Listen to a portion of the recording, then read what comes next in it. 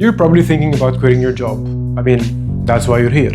You really don't care why I quit mine. You really don't care why I quit mine. You just want to know the reason behind why I quit so you can do the same. And that's fine because you're not alone. In fact, 46% of professionals want to quit their jobs, and if you're part of this 46%, you're probably either sick and tired of your job, or you want to start something on your own, or you probably got a better pay. And if you did get a better pay, good for you, you don't need this video. But if you're stuck between leaving or staying a bit longer in your job, sit tight because in this video I'm going to talk about why I quit my job, when should you quit your job, or whether you should actually quit at all. First, let's get a quick reality check. The internet is an amazing place. It loves to tell people to quit their jobs. But also, the internet sucks. It wants to sell you a dream that if you quit your job, you will be financially free, that you can work wherever you want, whenever you want. But in reality, you're living paycheck to paycheck. You have a limited amount of savings that you're keeping for a rainy day, or you simply have a lot of responsibilities. So where is all this coming from? Well, just like you, I used to have a 9 to 5. I used to live from paycheck to paycheck, and I had a candle business. Well, I still have the candle business, and it is a 6-figure business now, and I did quit my job eventually. Unlike you noob. Sorry, this was not necessary. I didn't quit my job too early, and that's not because I loved my job or I loved the traffic that I had to deal with every day, but that's because I had bills to pay, and this job was actually funding those bills. Now, when I went to quit, my colleagues actually constantly kept telling me that I was doing a mistake. And when I went into my boss's office and I told him that I'm quitting, literally he said these words, and I quote, "You dumbass, don't do it."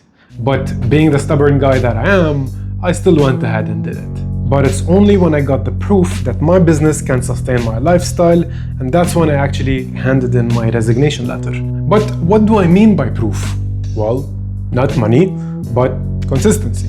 Actually, consistency and money. This proof revealed itself 13 months after starting the business, when I had 6 months of consistent sales and 1 month where the business brought in 3 times my salary in just a single month, and that's profit, not revenue. This was the holy grail of signs for me to basically quit my job and focus full-time on candles. Eventually, it paid off because this business now branched into 2 different businesses. It's better than ever before.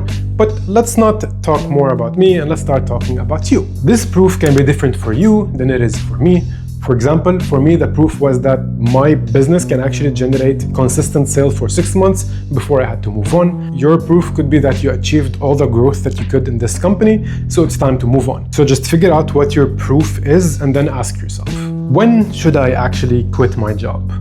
Well, to answer this question, we have to talk about the 2 things that I mentioned earlier in the video. Are you sick and tired of your job? Is it a toxic environment, or is it affecting your mental health? If yes, then you can probably take a small risk, quit your job, and look for something better. If not, then unfortunately, you have to stick around for a little longer.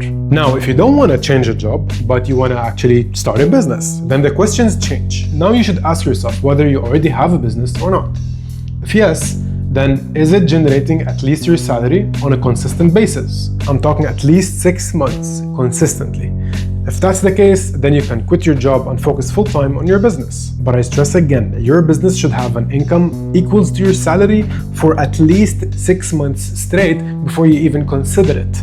Because what nobody talks about is what happens 6 months after your savings start to slowly disappear, when your business is not going the way you expected it to, and when you stop working from 9 to 5 and start working 24/7. But you're doing what you love, right? Now, that's answering your question on whether you should quit or not on a high level, but you should not listen to a stranger on the internet. You should actually go a bit deeper. Even if you're financially capable, you should think about whether you're actually running away from your job or you're looking for growth. Because if you're quitting to escape a problem, trust me, you will find this problem somewhere else, just in a different shape or form. That's life, bro. problems just keep chasing us. I've had friends in Dubai who quit their jobs simply because they hated it, they didn't have any plan, and they wanted to start a business. But in fact, they ended up being more stressed from this dream business that they have. Hell, I have a friend in Dubai who called me 1 month ago. He's been wanting to quit his job for like 2 years now. He finally did it, but out of anger and with no plan. And the guy literally got married 7 months ago and he moved to a new apartment 5 months ago. What do you think is the situation now, huh?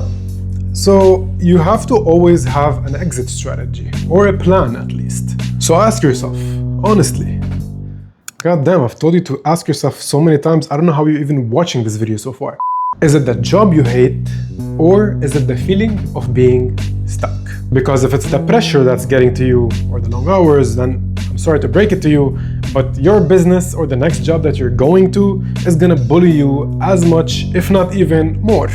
If it's a business you're building, you will have months where you're making great money and months where you're not gonna make anything at all. And that's the reality of things. I'm not saying this because I'm here to scare you. I'm actually saying this because no one else says this on the internet. When I started my business, everyone was telling me a dream. One of the stories, for example, one time I was going to a specific market in Dubai and it was during Christmas. So everyone told me that during this market, it's a Christmas market, everyone will sell too much. I made over $10,000 in 2 days and so on and so forth. So I overly prepped. And in fact, I paid 3 months in advance for this market. So because it's a 7-month market, so I paid for 3 months. I went with everything I had. Literally, I barely covered the cost of the table. That's it. All because I listened to all the noise. I didn't do any plan, I didn't do any study, I didn't check the reality of things. I didn't physically go there and ask vendors, how's it going? So try to avoid all this noise coming from the internet and think straight. No one shows you the panic that you get at 3 a.m. when nothing is working. No one shows you that this freedom that comes with a business is actually more stressful than a 9 to 5. And my friend in Dubai, he didn't really become happier when he quit his job. The first week was fun, yes, but he called me like 2 weeks ago and he was telling me that the stress is starting to kick in, especially now that it's off season in Dubai for hiring. So quitting your job isn't really a solution, it's more of a transition, but it has to be properly planned. So if you're transitioning to something that you're not sure what it is, you're not actually moving forward, you're just making a move. So yeah, quit if you're ready, but don't quit because you're tired, because you're gonna be tired, and any other place is just gonna be a different setting. Anyway, that's it for today's video. Thank you so much for watching. If you found it helpful, don't forget to subscribe. I'll see you in the next one. Bye bye.